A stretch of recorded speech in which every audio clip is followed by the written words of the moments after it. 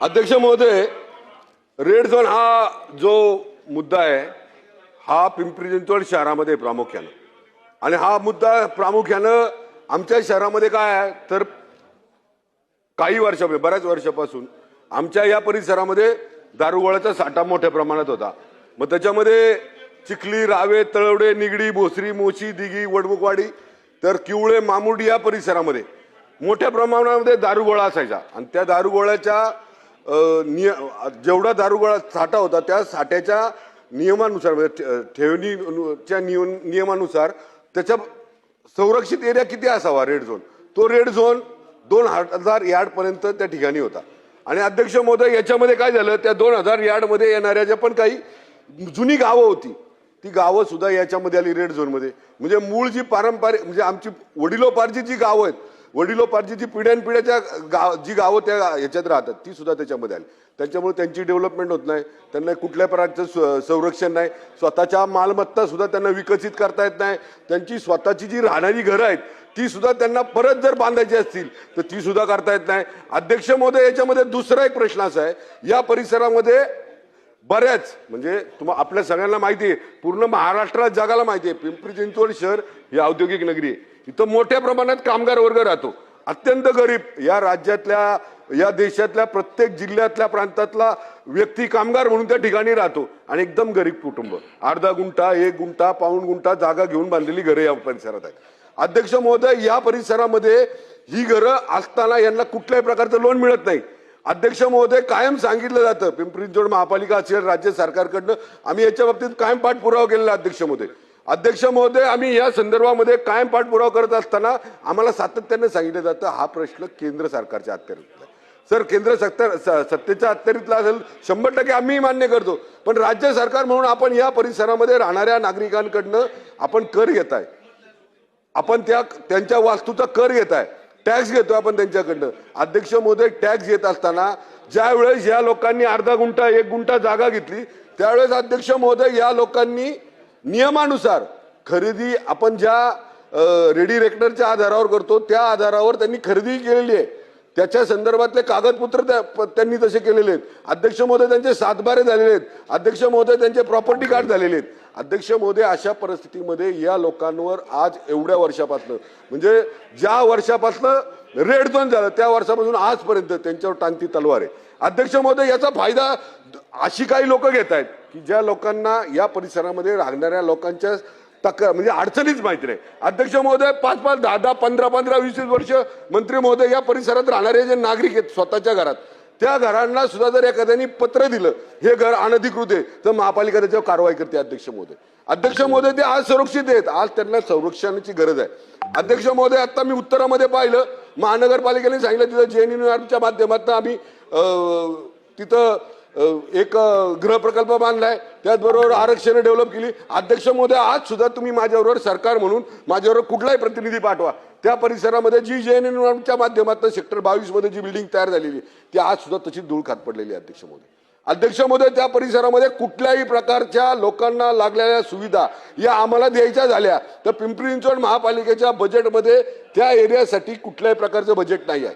अध्यक्ष महोदय, त्या भागातले जे काही नगरसेवक आहेत, जे लोकप्रतिनिधी आहेत, जे आपल्या या लोकांच्या मतदानावर ते त्या ठिकाणी लोकप्रतिनिधी आहेत, त्या लोकांना जर सुविधा द्यायची झाली तर त्या परिसरातल्या नगरसेवकांना असं सांगितलं जातं रेड झोन मध्ये असल्यामुळं त्या ठिकाणी आपल्याला निधी देता येत नाही किंवा कामं करता येत नाही। अध्यक्ष महोदय, यामध्ये त्या ठिकाणी प्रश्न घ्या माहिती सांगतो। अध्यक्ष महोदय, मंत्री महोदय, या परिसरामध्ये प्रामुख्यानं गोरगरीब नागरिकांना कुणी एखादा व्यक्ती येतो, पत्र देतो महापालिकेमध्ये, आणि हे घर अनधिकृत आहे, अनधिकृत काय आहे, पण त्याचे 20-25 वर्ष त्या ठिकाणी तो राहतोय, टॅक्स भरतोय, टॅक्स पावती त्याच्याकडे आहे, तरी सुद्धा महापालिका त्याच्यावर कारवाई करते। अध्यक्ष महोदय, यामध्ये एक देवी इंद्राणी म्हणून एक सोसायटी आहे, त्या देवी इंद्राणी सोसायटी ज्या वेळेस त्या बिल्डरनं महापालिकेकडे परवानगी मागितली, ती परवानगी महापालिकेने रितसर दिली। अध्यक्ष महोदय, ती परवानगी दिल्यानंतर काही दिवसानंतर ती बिल्डिंग तयार झाली, त्यामध्ये लोकांनी बिल्डिंग प्लॅन पास आहे म्हणून त्या ठिकाणी लोकांनी फ्लॅट घेतले, फ्लॅट घेतल्यानंतर लोक तिथे राहायला गेली, आणि त्याच्यानंतर परत निर्णय झाला की ही वास्तू रेड झोन मध्ये येते। अध्यक्ष महोदय, त्या लोकांना सुविधा देता येत नाही। अध्यक्ष महोदय, याच रेड झोन मध्ये सेजच्या नावाने IT सेक्टर चालू आहे, IT सेक्टर सगळं मंजूर आहे, त्याला सगळं काय पुरवण्यामध्ये सेजच्या सगळे कायद्यामध्ये त्याला हे मिळतं त्याला. अध्यक्ष महोदय, या परिसरात राहणाऱ्या नागरिकांना कुठल्याही संदर्भात कसल्याही सुविधा देण्यासाठी आम्हाला कायद्याची बंधन आहेत. अध्यक्ष महोदय, याच्यामध्ये माझे स्पेसिफिक 2-3 प्रश्न मंत्री महोदयांना राहतील.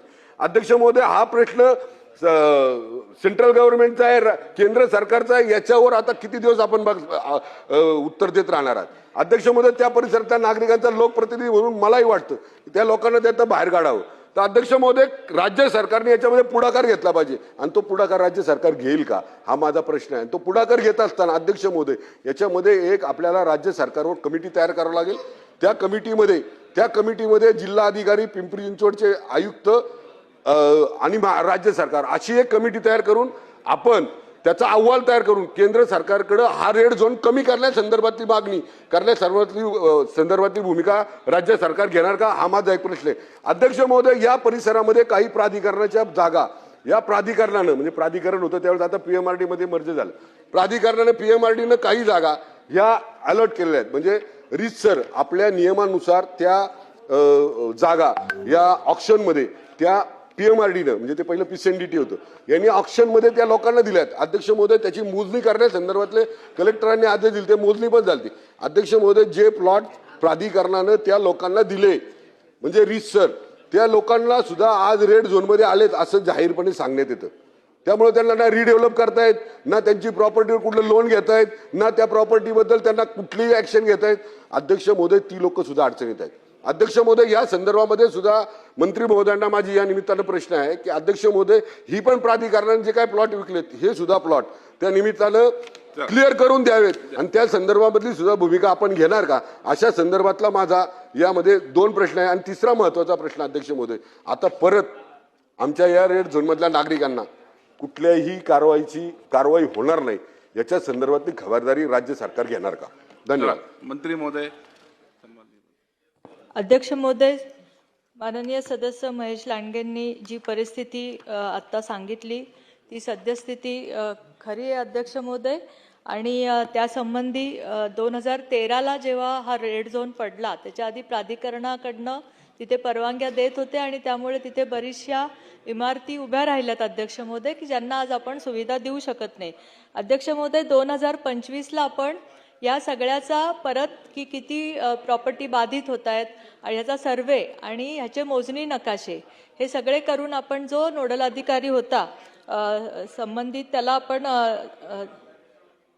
दिलेले आहेत अध्यक्ष महोदय. पण त्याच्यामध्ये पुढे अजून त्यांच्याकडनं ते आलं नाही, कारण ते सगळं केंद्रावर अवलंबून आहे की काय रेड झोनची अलाइनमेंट बदलायची, कमी करायची.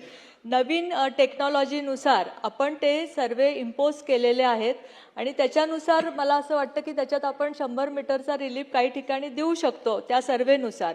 पण हे सर्व करण्यासाठी जसं सदस्यांनी आत्ता सांगितलं तसं एक ह्याचा पूर्ण फॉलोअप घेण्यासाठी आणि कोऑर्डिनेशन करण्यासाठी अध्यक्ष महोदय आपण राज्य शासनचे प्रतिनिधी, संरक्षण विभागाचे प्रतिनिधी, जिल्हाधिकारी कार्यालयाचा प्रतिनिधी आणि महानगरपालिकेचे प्रतिनिधी याची एक समन्वय कमिटी आपण करू. आणि अध्यक्ष महोदय, ती समन्वय कमिटी 1 महिन्यामध्ये आपल्याला जी काही आता परिस्थिती आहे त्या परिस्थितीचा अहवाल आपल्याला उपलब्ध करून देईल अध्यक्ष महोदय. आणि त्याप्रमाणे आम्ही माननीय मुख्यमंत्री आणि आपले संरक्षण मंत्री यांना विनंती करून त्या अहवालानुसार आपण ती पुढची एक मीटिंग घेऊ अध्यक्ष महोदय. ह्या लोकांना न्याय देण्यासाठी अध्यक्ष महोदय आपण ऑलरेडी 50% टॅक्समध्ये त्यांना आता कमी केलं, म्हणजे आपण 50% कमी टॅक्स आता त्यांच्याकडनं घेतोय अध्यक्ष महोदय. आपल्याला त्या लोकांना न्याय द्यायचा अध्यक्ष महोदय, कारण 2013च्या आधी आपण त्यांना परवानग्या दिलेल्या आहेत आणि 100% आपण ह्याच्यामध्ये त्यांना न्याय देऊ शकू. महोदय, मंत्री महोदयांनी एकदम सकारात्मक उत्तर दिले, त्याबद्दल त्यांचे धन्यवाद. अध्यक्ष महोदय, याला अनुसरूनच म्हणजे याच्यामधला मंत्री महोदयांना तो विषय माहिती आहे. मंत्री महोदय, या परिसरामध्ये जे डीपी मधले आरक्षण आहेत, ती आरक्षण ती लोक डेव्हलप करायला पिंपरी चिंचवड महापालिकेला द्यायला तयार आहेत, म्हणजे चर्चेच्या माध्यमातून. ती जर आपण आपल्याकडे मागल्या टायमाला पण मी विषय मांडला होता मंत्री महोदय, याचा रेडी रेकनर म्हणजे या जागेंचा जो काही दर आहे आणि त्याच्या बाजूला असलेला दर याच्यामध्ये 50%ची तफावत आहे. अध्यक्ष महोदय, जर आपण नगर विकास मधला हा जर निर्णय केला जर आरक्षणामध्ये येणाऱ्या जागा जर या जागा मग ते रोडमधल्या असतील गार्डनमधल्या असतील त्या जर महापालिकेला हँडओव्हर केल्या तर त्याच्या मोबदल्यात देण्यात येणारा जो काही मोबदला आहे तो मोबदला हा बाकीच्या ठिकाणी जो काही दर आहे रेडी रेकनर आहे त्या रेडी रेकनरच्या आधारावर जर तुम्ही दिला तर आपल्या त्या भागातली डेव्हलपमेंट आपल्याला करता येईल तर तो आपण देणार का अशा संदर्भातला माझा प्रश्न आहे. अध्यक्ष महोदय हे 2000 म्हणजे स्वर्गीय मनोहर पर्रिकर जे होते संरक्षण मंत्री त्यावेळेस आम्ही एका निर्णयावर पोहोचलो होतो. 6 मीटिंग यामध्ये झाल्या होत्या आमच्या 6 बैठका झाल्या होत्या अध्यक्ष महोदय. मंत्री महोदय याच्यामध्ये 2000 यार्डवरून 500 यार्डवर येण्यासंदर्भातली भूमिका त्यावेळेस आदरणीय स्वर्गीय मनोहर पर्रिकर साहेबांनी घेतली होती. त्याच्यानंतर आपल्या सगळ्यांना माहिती आहे दुर्दैवाने ते आपल्यामध्ये नाही राहिले. पण आता जर तशा संदर्भातला निर्णय आपण अहवाल तयार करून जर केंद्र सरकारशी बोलला तर तो निर्णय होऊ शकतो. तर अध्यक्ष महोदय मंत्री महोदय या संदर्भात सुद्धा आपण एक निर्णय घेणार का. माझे 2 या प्रश्नांचं उत्तर द्या माझं समाधान माननीय होऊन मंत्री जाईल. महोदय अध्यक्ष महोदय मी तेच सांगितलं की आपण जे मोजणी नकाशे अध्यक्ष महोदय केले ह्यासाठीच केले की एकतर आपण त्याच्यामध्ये काही ॲक्विजिशन सुरू करू शकू आणि जे काही आपण त्याच्यामध्ये ज्या बाधित प्रॉपर्टी आहेत त्यातल्या आपण काही रिलीज करू शकू. या दोन्हीसाठी आपण ते नकाशे आत्ता संरक्षण विभागाला सादर केलेत अध्यक्ष महोदय. त्याच्यामध्ये आपण मागं पण सदस्यांना माहिती आहे अध्यक्ष महोदय की आपण कॅन्टोन्मेंटचे काही जो भाग होता तो PCMC मध्ये घेण्यासाठीचा पण प्रस्ताव केंद्राकडे दिला होता पण त्यामध्ये हा देहू आणि दिघी हे वगळलं गेलं त्यामुळे आपला तो पण प्रयत्न हे झाला नाही अध्यक्ष महोदय.